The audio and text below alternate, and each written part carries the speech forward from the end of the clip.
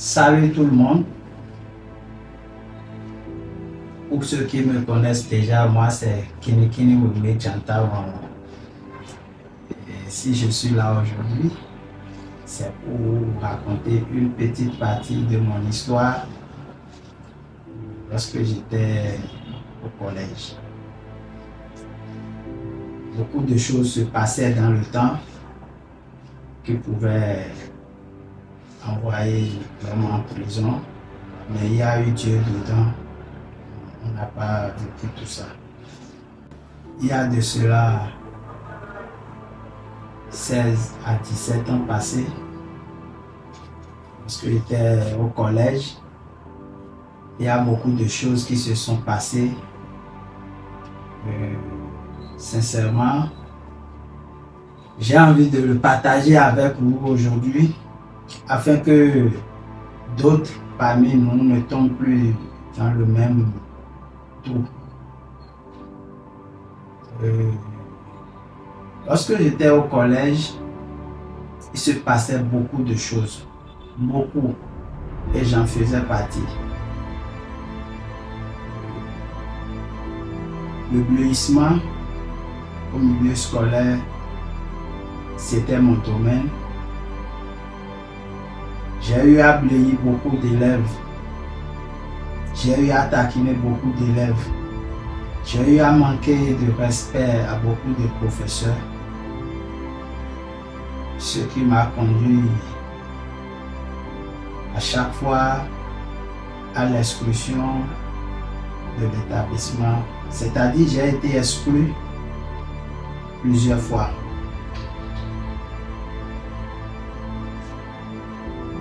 Du CG au lycée, beaucoup de choses se sont passées. Prenons l'exemple des camarades à qui j'avais eu à faire du mal en arrachant leur téléphone. Puisque dans le temps, il y avait beaucoup d'amis, ils achetaient des téléphones, mais ne pouvaient pas rentrer à la maison avec. D'autres achetaient même des motos, mais ne pouvaient pas rentrer à la maison avec. D'autres des habillements, mais ne pouvons pas rentrer à la maison avec. Mais de ce qui est de mon cas, dans le temps, si j'apprenais que quelqu'un a acheté un nouveau téléphone, mon objectif était de lui arracher ça. Ceux qui ont acheté des motos, qui ne pouvaient pas rentrer avec et me les confiaient, ils n'ont jamais revu leur moto, ni leur habillement. Puisque moi-même, je les confiais aussi à d'autres personnes qui sont aînés à moi et je ne retrouve plus les trucs confiés. Mais attendez, monsieur Janta, dans ce cas-là, alors, quand vous devez après faire face en fait à ces personnes chez qui vous prenez ces objets, motos, habits, etc., comment vous arrivez à gérer la situation? Je m'explique. C'est-à-dire, quand vous les voyez après à l'école ou dans la rue, comment est-ce que vous arrivez à les gérer? Est-ce qu'ils ne se fâchent pas? Est-ce qu'ils essaient pas je sais pas, de vous rentrer dedans, de se battre avec vous? Comment vous arrivez à les gérer en fait, à gérer l'après-prise en fait des objets? Oui, et ça c'est pas grande chose. C'est pas grande chose parce que on parle de Janta. Donc c'est pas tout le monde qui peut affronter Janta. Donc vous inspiriez en fait la crainte, c'est ça? Non, pas nécessairement ça, mais moi-même j'ai dit, j'ai des parents à la maison, je ne peux pas rentrer avec ces trucs, mais j'ai des gens à qui confier ça. Donc, comme je les ai confié ça, et eux en retour ne veulent plus retourner les choses confiées, oui. Donc c'est du rendu rendant. Ce qu'on me fait de l'autre côté, oui, c'est ça, moi aussi je le rends au propriétaire de ce côté. D'accord. Parce que si arrivé là-bas, les autres m'ont crié dessus, ils m'ont fait peur avec les coucous. pour que je ne revienne plus. De mon côté aussi, si les propriétaires viennent, je joue aussi le même rôle. Peut-être je gronde, ou bien je sors aussi mon petit couteau pour les faire peur. Ce qui est sûr, personne n'ira dire à ses parents à la maison ce qui s'est passé réellement. Parce que déjà, les parents ne savent pas qu'ils ont acheté un téléphone, une moto, etc. Voilà. Ok, d'accord. Voilà. D'accord. Ça, c'est dans le cadre de ce qui se passe entre nous les élèves. D'accord. Voilà. Maintenant, il se peut que je sois renvoyé d'un cours juste par turbulence ou bien le professeur a essayé de me discipliner. Chaque fois quand on me sort de la classe pour la surveillance, j'ai une stratégie qui me permet de revenir toujours en classe. Parce que j'ai volé déjà le cachet de la surveillance. Ah bon? Oui. Et vous n'avez pas été attrapé? Non. Donc ce cachet est souvent avec moi. Je la garde jalousement au cas où un professeur me sort et a besoin de ce cachet. Je sors, je vais vers le robinet, j'ouvre l'eau sur ma main et je mets le cachet, ça sort. Ce qui me permet de rentrer en classe sans passer par la surveillance. Et ils n'ont jamais voulu, je sais pas, ils n'ont jamais voulu en fait vérifier l'authenticité du cachet. Ils n'ont jamais voulu en mode aller voir par exemple le surveillant ou le préfet, je sais pas qui, pour dire ah mais l'étudiant, l'élève, si je le renvoie tout le temps, mais à chaque fois il revient avec le cachet. Ils n'ont jamais voulu vérifier en fait si le cachet était vraiment authentique. Ils n'ont jamais appelé, ils ne sont jamais allés voir l'administration. Non. Ça ne se faisait pas. Juste parce que ce cachet se retrouvait seulement au niveau de la surveillance. Oui. Donc, si je sors, c'est pour aller subir des corvées. Ok. Donc, si je reviens avec le cachet à la main, c'est que j'ai déjà suivi mon corvée. Okay. C'est pour ça qu'ils ne vérifient rien. Je ne vais pas m'asseoir à ma place. Tu vois, très bonne stratégie. Mais déjà avant, comment vous avez fait pour voler le cachet? Moi, je pourrais comprendre. Oui, j'ai été mise à genoux à la surveillance. Oui. Et j'ai profité de la malveillance du surveillant pour prendre le cachet que j'ai empoché. Oh, ok. Donc, vu que c'est beaucoup là, ils n'ont pas pu... Ils ne se sont pas rendus compte de ce que vous avez profité du fait qu'ils n'étaient pas là, ils n'étaient pas vraiment concentrés là pour pouvoir prendre. Donc, il n'a pas remarqué. D'accord. Mais seulement, il m'a juste dit, mon frère, c'est pas parce qu'il pleut qu'il faut uriner dans ton caleçon. Quand la pluie va cesser, ça va sentir. Très bon adage. C'est ça qu'il m'avait dit. Et il m'avait aussi amené à copier dans un cahier de 100 pages rire sans motif, c'est le principe des fous. Donc c'est le truc que j'ai gardé de ce surveillant. Donc en dehors des cachets que vous aviez l'habitude de super, si je peux le dire ainsi, pour les imposer, pouvoir avoir accès en fait aux salles de cours. Vous avez eu à faire d'autres choses sûrement quand vous étiez au collège? Oui, beaucoup de choses même. Est-ce que nous pouvons avoir quelques idées par rapport à certaines de ces choses-là? Oui, par exemple, les faux bulletins, oui. Les contributions, oui. Les contributions, beaucoup de choses. Oui, les contributions détournées. Oui, beaucoup de choses. Trop de choses. Principalement, les soirs à 19h, oui. C'est encore un autre monde. Puisque dehors, il y avait déjà les jeunes du quartier qui attendaient dehors. Oui. Il suffit que je sorte et à ma vue, oui. quand on se voit, c'est du genre, eux, ils me donnaient le courage dans le temps. Oui. Ça créait l'euphorie. Oui, et je pouvais tout. Oui. Donc, les téléphones que j'arrachais dans le temps, c'était pas mes propres idées. Non. Seulement que j'ai des amis, ce sont eux qui viennent me dire, telle personne a un téléphone, telle personne a un téléphone. Et moi, quand j'entends ça, j'arrête toujours le téléphone. Donc en réalité, vous n'étiez que en fait la personne qui allait commettre les actions. Sinon derrière, il y avait le cerveau, comme on le dit souvent. Bon, c'est pas un cerveau, sinon c'est moi-même le cerveau. Oui. Seulement que je n'ai pas les yeux partout pour voir qui a de téléphone, qui n'a pas de téléphone. Donc, ce sont ceux-là qui venaient m'informer de qui a de téléphone qui n'en a pas. Et qui n'en a pas. Okay. Donc, j'ai arrêté ça, j'ai arrêté avec ça. Oui. Un soir. Que s'est-il passé ce soir-là? Oh, ce fameux soir. Oui. Quand j'étais plus petit, oui. Les parents me disaient que aujourd'hui, je vais te faire ça et tu vas creuser un trou, tu vas mettre tout dedans. Je ne savais pas que c'était réel, mais ce jour-là...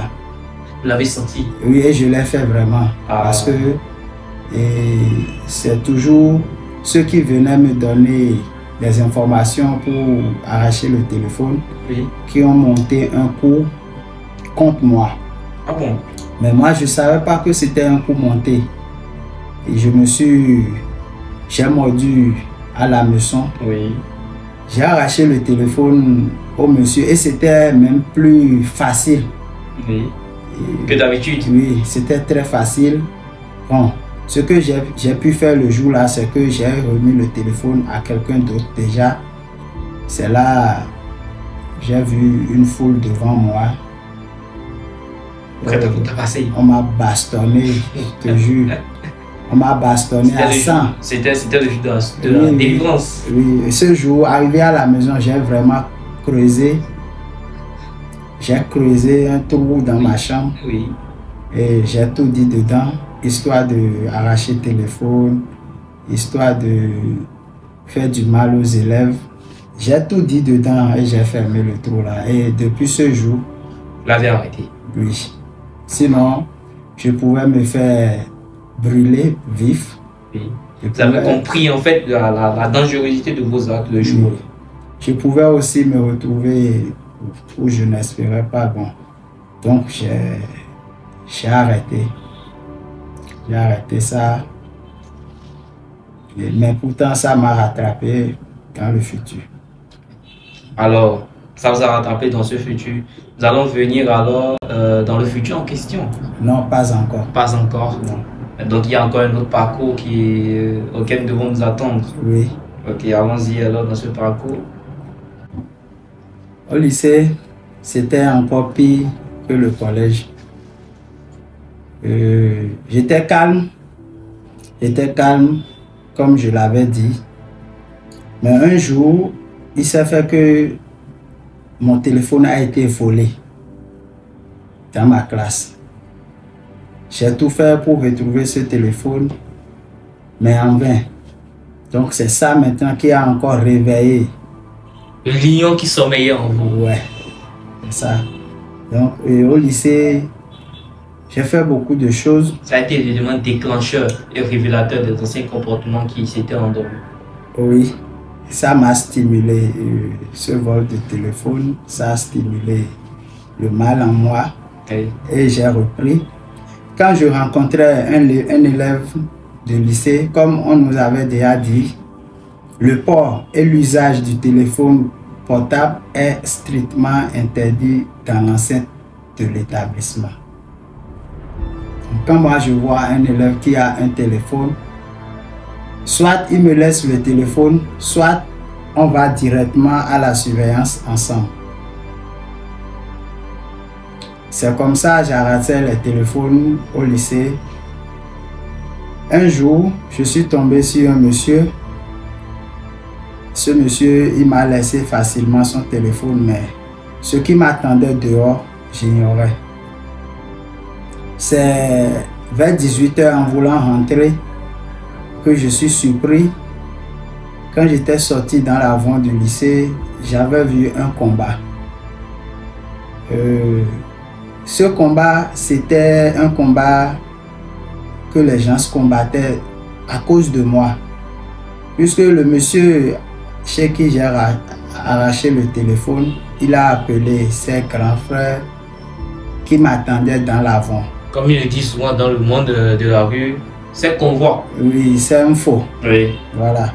Donc moi-même, dans le temps, dans l'avant du lycée, j'étais le petit de certains.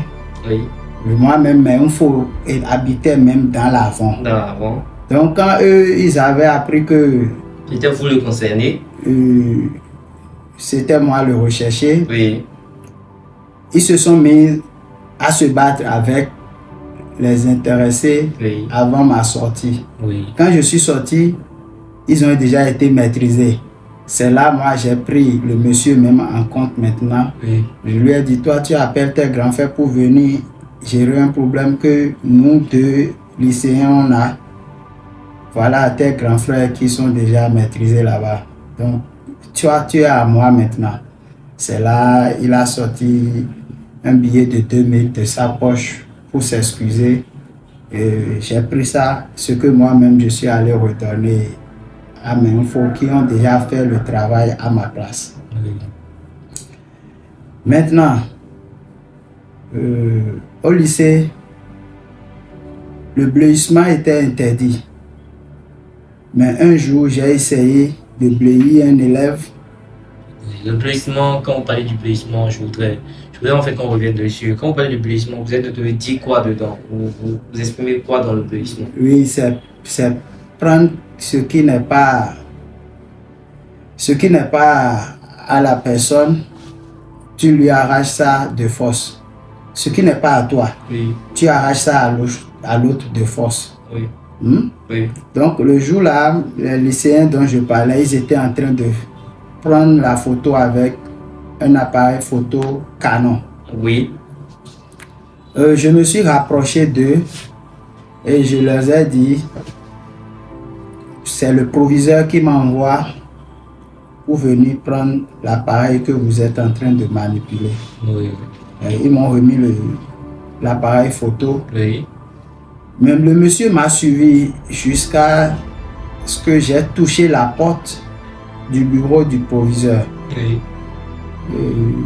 Mais il m'a touché, il m'a dit, monsieur, s'il te plaît, prends ce téléphone, redonne-moi l'appareil et tu peux rendre ce téléphone au proviseur.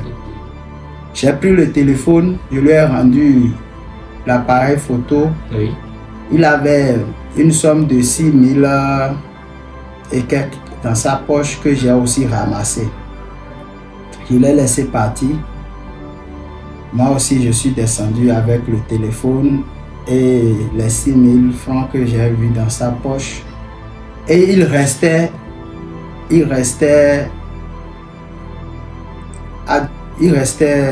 me devait. Oui. Parce qu'on avait conclu le tout sur 20 000. Donc, il me devait 14 000. Oui.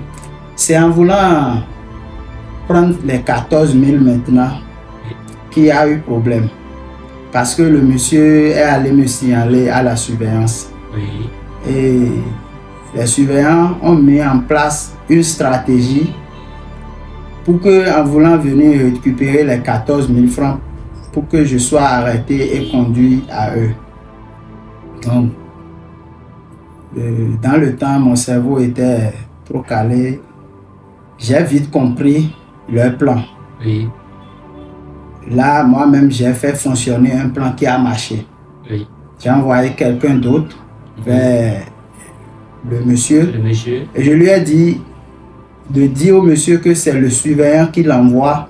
Oui. Comme moi, je ne venais pas me pointer, de lui remettre l'argent et qu'en voulant me donner l'argent, là, eux, ils vont me choper.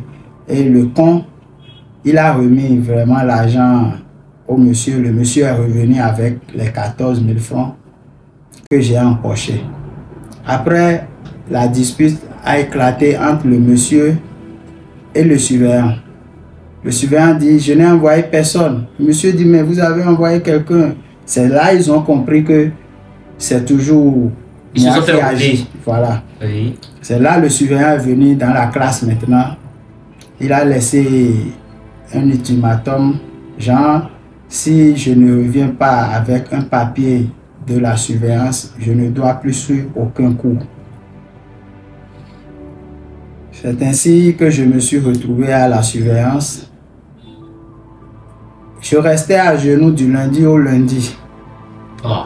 C'est là un professeur, paix à son âme. C'est lui qui est venu me délivrer de là en disant au surveillant que nous sommes venus à l'école pour être intelligents. Si l'autre n'est pas intelligent, que ce n'est pas mon problème. C'est là il m'a délibéré, on m'a fait le papier, je suis allé en classe et c'est fini. Mais au final, j'ai toujours été exclu du lycée. Et mais attendez, je suis intrigué par quelque chose. En fait, je voudrais comprendre. Vos parents ne parlaient pas en fait quand vous agissez comme ça. Ils n'étaient pas au courant de ce que vous faisiez. Non, non, mes parents ne sont pas au courant. Donc à chaque fois en fait, vous êtes, il a été sûrement, comment devais-je le dire, il est arrivé quand même à un moment où vous avez dû être exclu, vous avez dû être envoyé, on a dû demander à ce que on voit vos parents. Il n'est jamais arrivé un moment quand... Oui, mais déjà, mon feu père, il me le disait avant que je quitte à la maison, il me répétait ça chaque fois. Oui. Quand on te renvoie de l'école et on te dit d'aller appeler ton père, oui, ne viens pas vers moi pour ça. Donc, dans le temps, quand on avait besoin de mes parents, je sollicitais peut-être un Zemi Diamant, peut-être un menuisier que j'ai rencontré quelque part, ou bien parfois... Solliciter quelqu'un quand même, oui, pour jouer le rôle de père. Ouais. C'est ce que j'ai fait. Vous auriez une anecdote par rapport à cela à nous raconter? Bon, ça c'était pas au lycée, mais c'était au collège. Oui. J'ai amené un monsieur qui a joué le rôle de papa. J'ai même regretté de l'avoir appelé puisqu'il m'a bien corrigé. Ah, mais c'est ce que je voulais entendre en fait, puisque j'ai eu à entendre déjà des histoires comme ça où on appelait telle ou telle personne, mais quand même aussi j'ai eu à entendre qu'il peut arriver que la personne qu'on a appelée joue véritablement et dans tous les sens du terme le rôle de père. Il a bien joué le rôle du père, il m'a tapé au point où j'ai crié à une tochedea, à une mentedea. Ça, c'était pas au lycée quand même. C'était pas au lycée, ok. Donc, vous disiez tantôt qu'au lycée, vous avez quand même eu à faire des choses et vous avez fini par être exclu. En étant exclu en fait, du lycée, ensuite vous êtes allé où? Vous avez fait quoi? Quelle a été la suite du parcours? Oui, parce que j'avais le CAPCB, constructeur bâtiment. Oui. Donc, je voulais rentrer dans l'armée pour sortir un génie militaire. C'était mon plan. Bon plan de carrière. J'étais resté à la maison jusqu'à ce que le recrutement soit lancé. Oui. Le recrutement est lancé, je dois compétir dans 2 semaines. Quand un beau matin, je me suis réveillé, en sortant de la chambre, pieds nus, je marchais sur du sable, mais à chaud. Un matin, après j'ai reçu un coup au pied, je ne pouvais plus compétir, ce qui a fait que je n'ai plus été militaire. Je crains ne pas bien comprendre. Vous êtes levé un matin, oui. Vous vous levez de votre lit, vous marchez sur le sable, mais le sable est chaud. Oui, c'était brûlant, on dirait à midi que quand le soleil est au zénith. Oui. La manière dont la terre est chauffée, c'est ce que j'ai ressenti ce matin. Donc c'était quelque chose pas, C'était mystique, voilà. C'était parce que oui, justement, c'est à cause de ça que je disais que je craignais ne pas comprendre. C'est-à-dire, comment se fait-il qu'un matin on se lève et puis voilà, on ressent une chaleur au pied, Oui. et puis ensuite un coup. Oui. C'est à croire qu'en fait, que d'une façon inexplicable, quelque chose vous arrivait. Oui. Et donc, qui a finalement occasionné, en fait, a finalement occasionné votre absence au concours. Oui. Et je n'ai pas été absent. J'étais au concours, mais je ne pouvais pas compétir parce que j'avais les pieds bandés. Wow. Oui, j'ai reçu les coups aux pieds, ce qui ne pourra pas me permettre de courir. Oui. Voilà, j'ai ainsi loupé l'occasion d'être militaire et gérer militaire comme je le souhaitais. Et c'est ainsi que je suis rentré dans la vie active. Donc, mais attendez, je veux toujours, je crains toujours de pas comprendre. Vous n'avez plus retenté en fait votre chance de vouloir entrer dans Non, militaire. je n'ai plus Retenté ça parce que j'étais déjà rentré dans un autre monde où je gagnais déjà de l'argent. Et ça, c'est toute une autre histoire, et sur laquelle je vais revenir pas aujourd'hui. Ok. Oui, c'est une autre histoire. Oui. Et puis, bon, mais quand même, jusqu'à aujourd'hui, vous n'avez jamais eu une idée de comment ça s'est fait. Vous avez reçu un bâton, vous avez reçu des coups de bâton. Vous n'avez pas une idée de qui aurait pu vous les donner de façon mystique, bien sûr. Non, parce que je ne suis pas formé à ce point. Mais ce que je savais, c'est que ce qui s'est passé le matin là, c'était pas un truc simple, c'était un truc mystique. Peut-être c'est venant de la famille, peut-être venant des mauvaises habitudes que j'ai eu aussi déjà à faire. Ben, en tout cas, c'était pas simple quand même. Ce que je savais, c'est que ce n'était pas un truc simple, c'était pas un truc anodin, c'est quelque chose qui aurait pu venir des amis, de la famille, etc. A dit Janta. Alors merci beaucoup Janta d'avoir été avec nous pour cet épisode. Vous disiez tantôt vous êtes rentré dans la vie active et je pense que quand même nous allons dans un autre épisode, nous allons par la suite en parler si vous voulez bien. Oui. Okay. Si je suis là, c'est pour ça. Donc la prochaine fois, et dès que vous allez me faire venir sur votre plateau, et on pourra continuer avec une autre histoire partie qu'on a commencé. Parce que toute ma vie, c'est une histoire. C'est une histoire. Oui. Toute ma vie, c'est une histoire. Oui. Merci beaucoup, monsieur Janta. Je vous en prie. Oui, à bientôt. Oui.